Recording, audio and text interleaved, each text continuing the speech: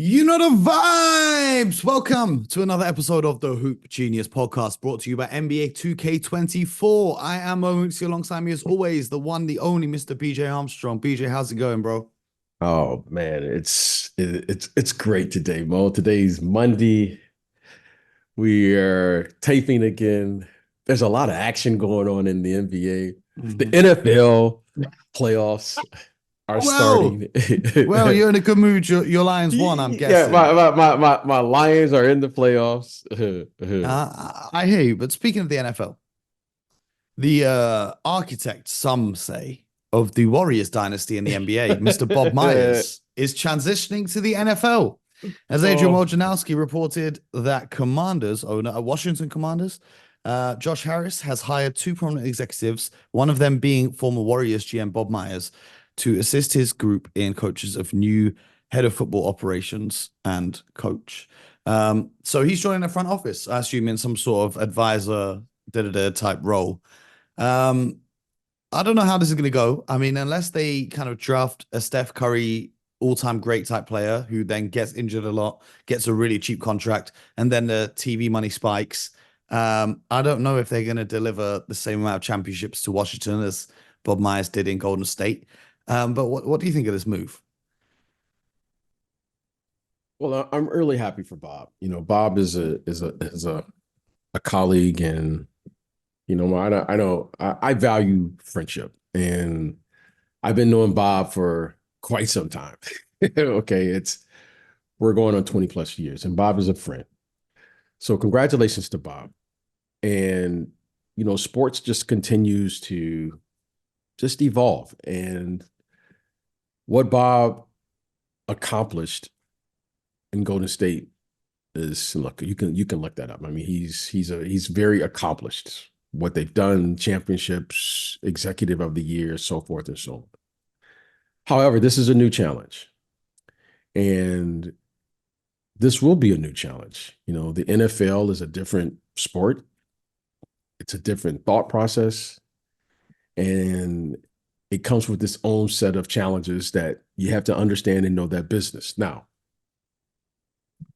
I think it's going to be interesting to see how this plays out as far as doing exactly what you said. Well, what he did in one sport, it doesn't mean that it transfers to another sport. Mm-mm. Okay. All right. So that's a whole different animal talking about the NFL. And that comes with the understanding of how that business works has its own set of problems and the way you look at it. So we'll see. I think it's great for Bob. Certainly it has, I'm sure it's a new challenge. And as you accomplish things, you're always looking for new challenges. So we'll see how it plays out. However, I will say this: it's very rare that you go from one sport to another. Yep. I mean, It's very um, rare. over here in England, we had the England team win the Rugby World Cup in 2003, and they were Hmm. coached by a man called Clive Woodward, Sir Clive Woodward. He got a knighthood for winning the Right. Rugby World Cup.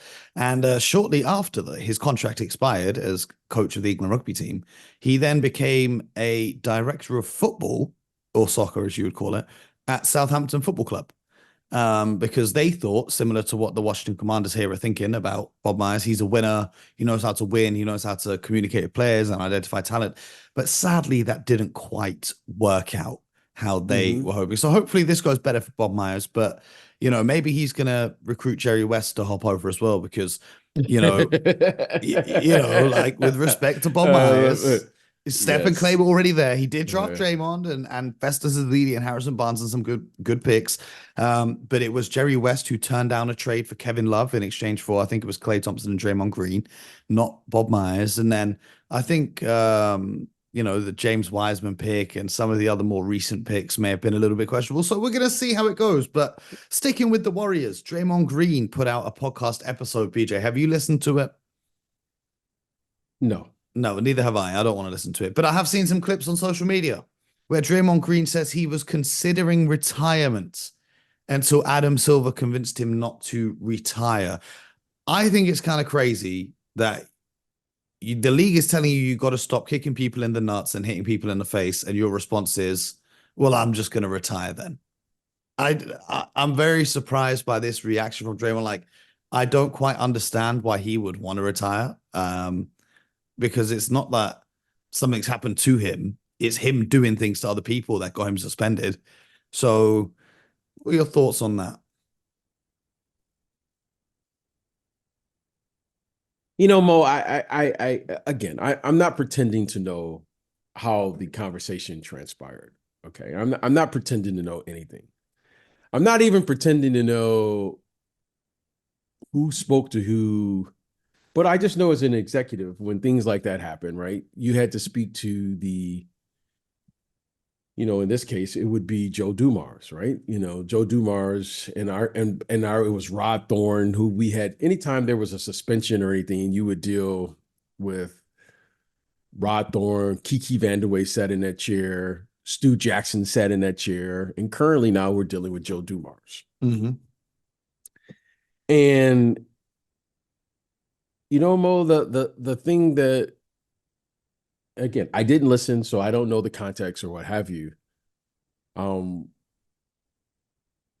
But the thing that I've learned in my 30 plus years in the NBA now is,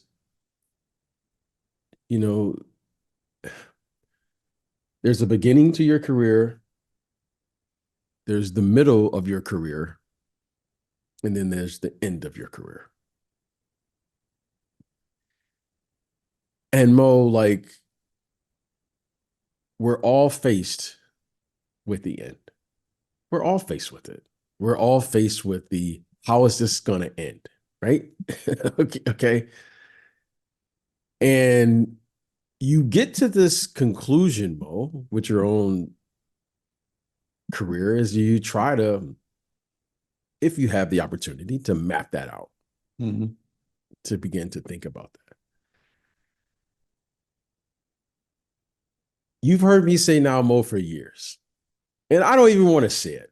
But when it ends, Mo, here we go. but when it ends, Mo, how does it end? It ends badly. It ends. Okay. And you have to prepare for that moment. Now, the Warriors, without question, aren't in the middle of this run. Okay. Now, Mo, you can choose to do this the tough way, or you can do this gracefully. But this is your choice. The one thing I would say that I admire what the Warriors ownership group has done is they have allowed this group, the core players, to end this in a graceful way. Okay? We know how it's going to end, Mo. However, the Warriors ownership group, respectfully so, has allowed the core players, right? Those three core players and the head coach to end this in a very graceful and respectful manner. And Mo, that's not always the case. Mm-hmm. Okay.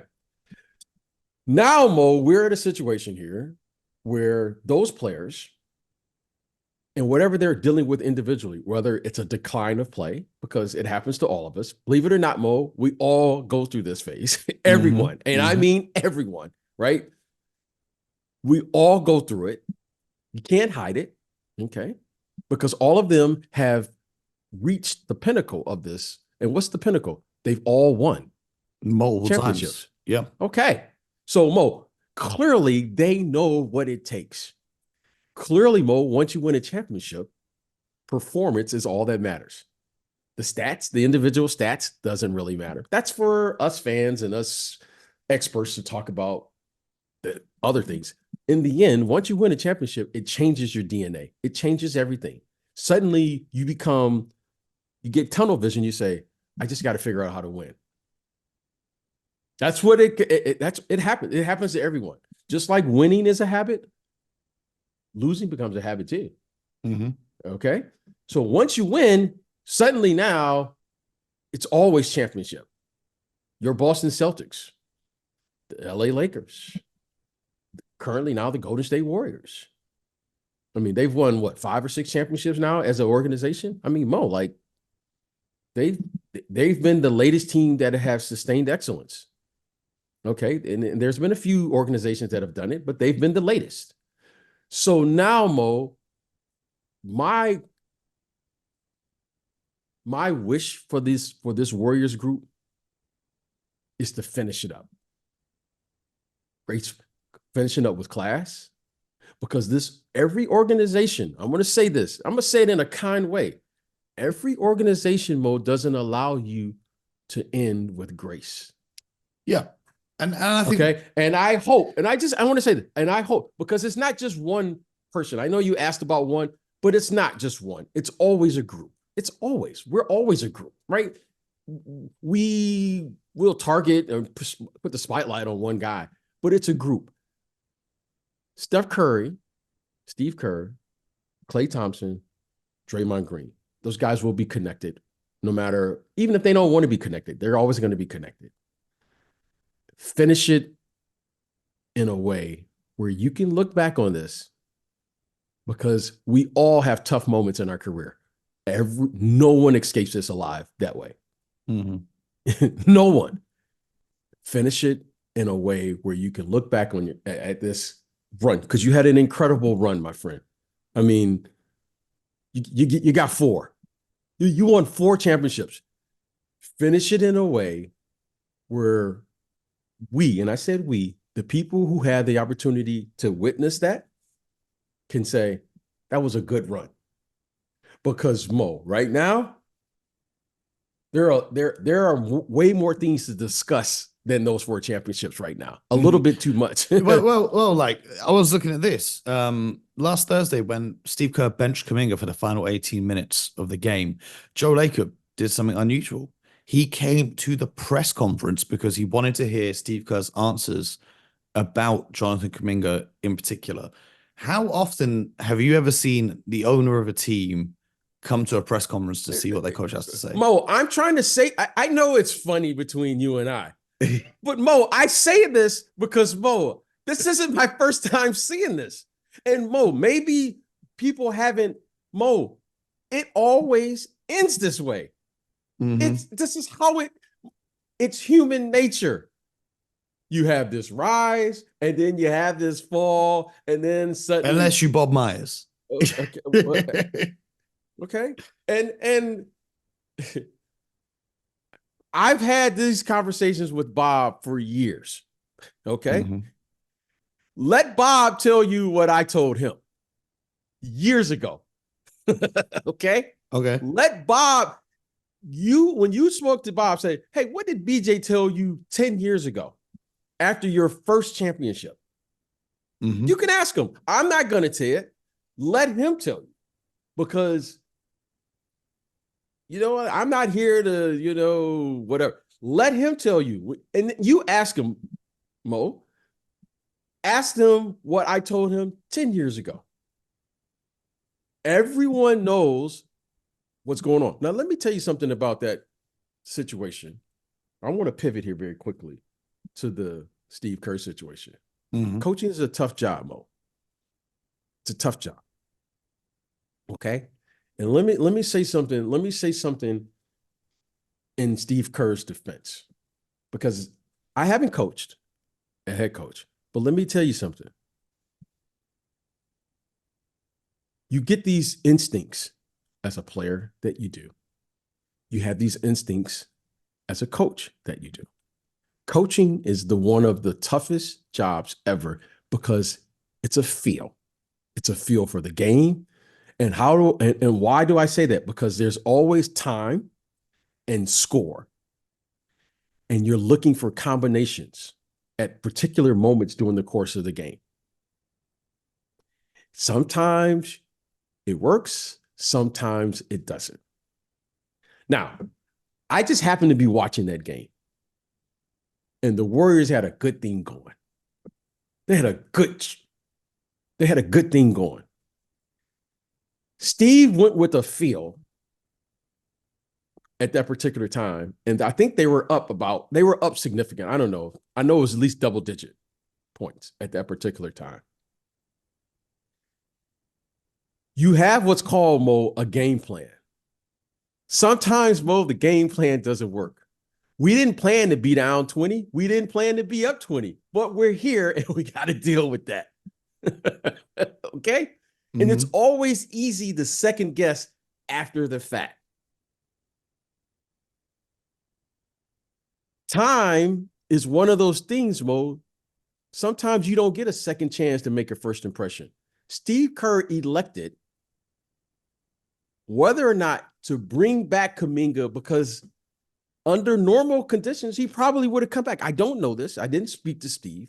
He probably would have come back because he's starting right now at probably the 5 or 4 minute mark left in the fourth quarter. However, he elected to stay. I think it was Wiggins, I believe. I think it was Wiggins, because that group was playing so well.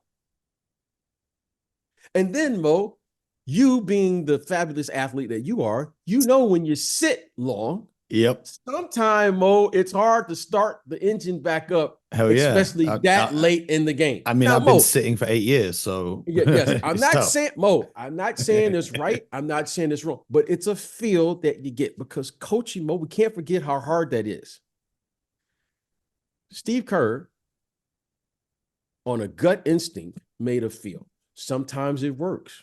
Sometimes, Mo, I remember one of the big moments for me seeing this was, I remember Phil Jackson made a call where he, instead of going to our best player at that time, which was Scottie Pippen, he elected to call it for Tony Kukoc.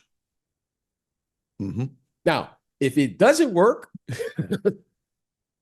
that people, well, why didn't you go to Scottie? I mean, Scottie, It did work, and suddenly it's just a feel. And Mo, I don't, but what I've seen those feels a lot of times. Like sometimes, you know, Mo, as a player, you'll just have a feel. Like you'll just do things. Because let me tell you something. Let me share something with everyone here, that whatever profession you do in your life, you have to maintain your instinctive intuition in anything you do. Okay? The best players in our league always play on instinct. Right? You're not like saying, every time you come down the right side of the court, this is what you do. All right? Every time you come down, you have to maintain your instinctive intuition in anything that you do. Okay? If you're going to master what it is you do, whatever it is. So, and the reason that's important to me is because when it gets to this point, you start seeing things like you just said. Well, I've never seen this before. What does this mean? So now we have already started the decoding process of what does everything mean. And now you hope, well, and I hope it doesn't get to this place for the Golden State Warriors, but they've already started the decoding process. Now everything they do will be magnified. What does this mean? Is this enough? Who's going to be to blame? And da. Because if it's one thing, Mo, that keeps an organization together, that's winning. And there's one thing that breaks an organization up, and that's losing. And right now they're losing just as much as they're winning. And with a couple more losses, Mo, now it's really going to become magnified. So you can see it happening. We've all seen it coming. And you just don't know when it's going to just get to the point of no return. Now, I hope for them that they can learn from the past and celebrate and say, let's finish this the right way, because no one has finished it the right way.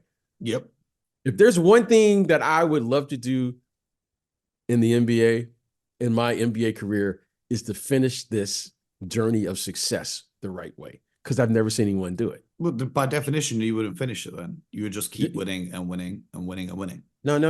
Mo, everything comes to an end.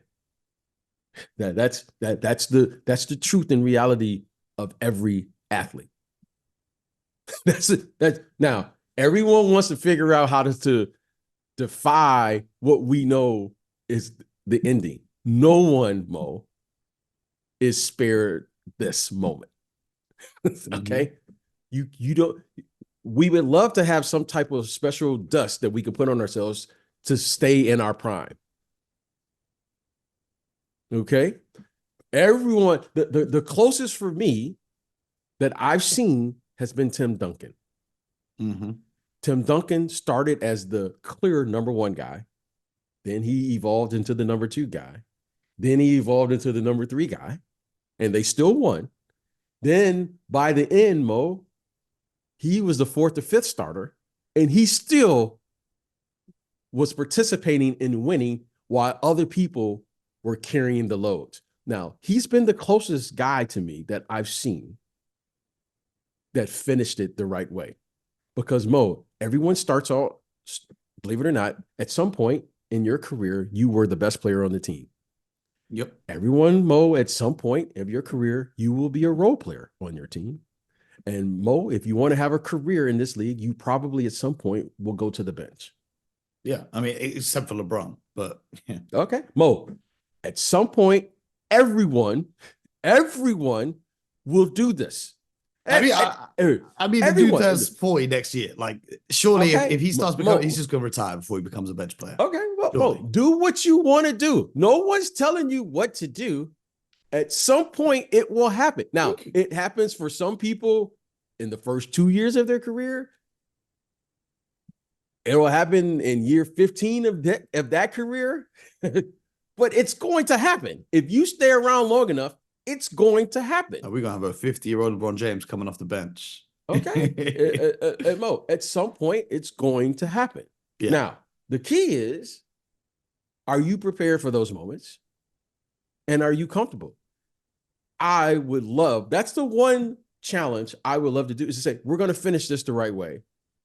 Because, Mo, it's like boxing. Boxing to me is like my favorite sport. Why? Because, Mo, you stay in that ring long enough, you're going to get knocked out. Mm-hmm. Go take care of your business early. Okay. You're going to get knocked out. Okay. To me, it's the pure sport. Just you versus me. Mm-hmm. Okay. And if you're throwing a punch, then Mo, it's a good chance you can get hit. So I just want to see if it's possible, Mo. It may not be possible to finish this journey of success the correct way and say, you know what? We won with dignity, and we're going to lose the same way. And we're going to walk away and say, you know what? I respect this more than anything, Mo. And then I'll say that. And then I'm going to let you. You got to knock the champ out. Mo, and that to me, Mo, is the only way that you should lose. Yeah. Mo, that when you knock, and that's why I love championship fights. Because, Mo, you should not be able to beat the champ on a split decision. You got to knock him out. Mm-hmm. And everyone, Mo, should say, that's the only way I want to lose. Mo, I want to be knocked out. And that, to me, says everything about sports. You win some, you lose some. And, Mo, it shouldn't be, well, there was a controversial call. There was a scorecard. There was, well, we got a bad call in this game. No, Mo, the guy knocked me out. Mm-hmm. Mo, he knocked me out. And you know what? I can live with that.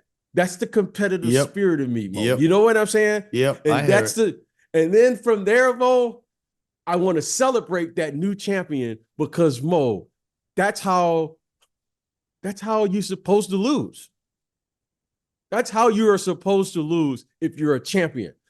My man, Rudy T, said it best. Never underestimate the heart of a champion. And you know what, Mo? You got to knock him out.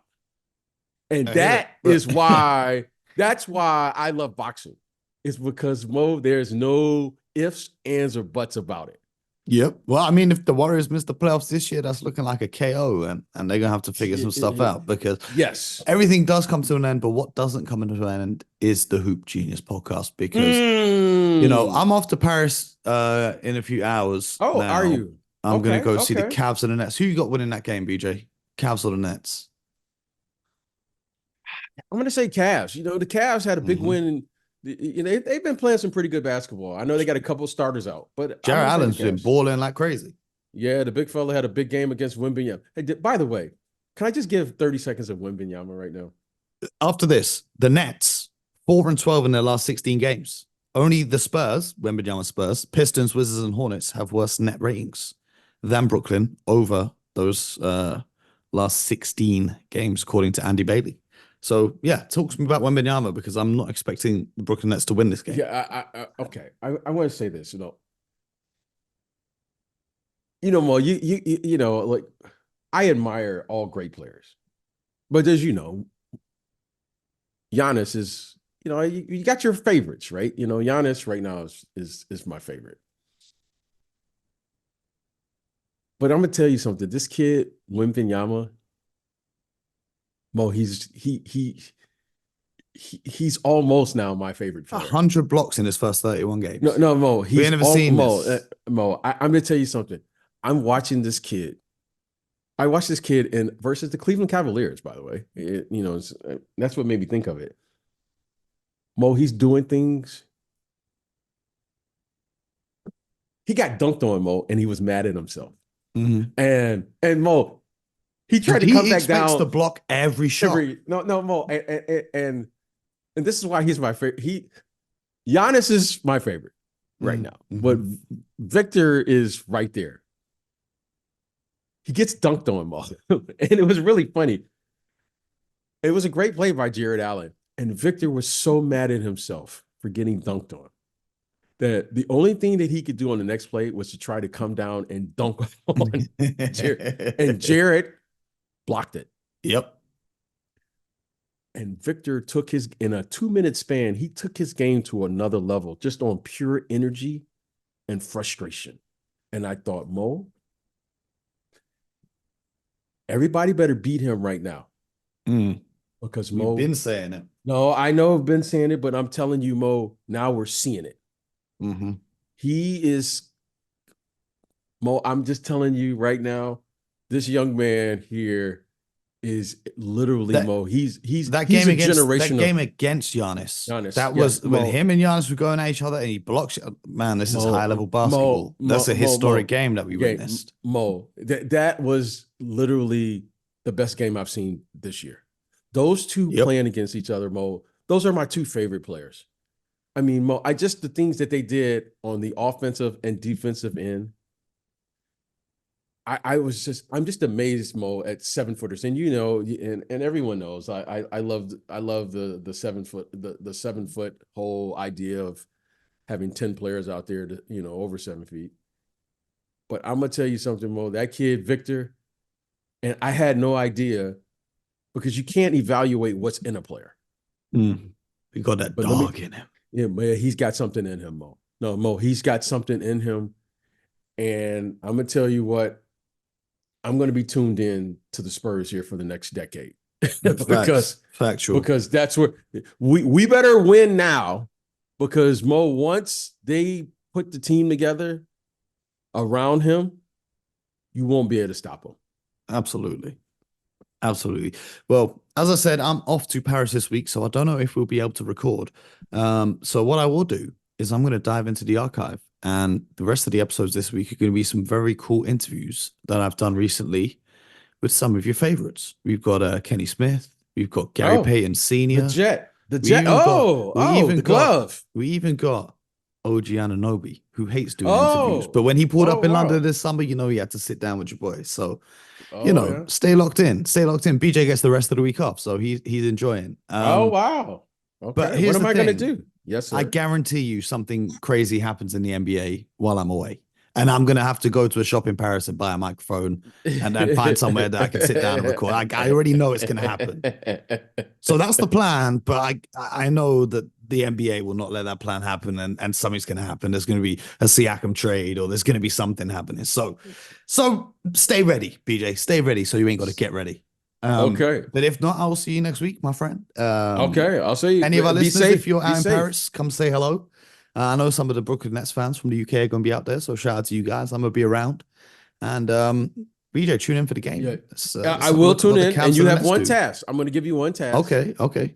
Every time I go to Paris, my goal is to find a bad croissant. So Mo, you have one job. I want you to try to find a bad croissant. I've been going there for years, and I haven't been successful. I will yet, try my man. best. I will try my very best, my brother, and I will let you know how it goes. In the meantime, you guys subscribe on YouTube, Spotify, Apple. You don't want to miss these interviews, and BJ and I will be back before you know it. And until next time, get buckets.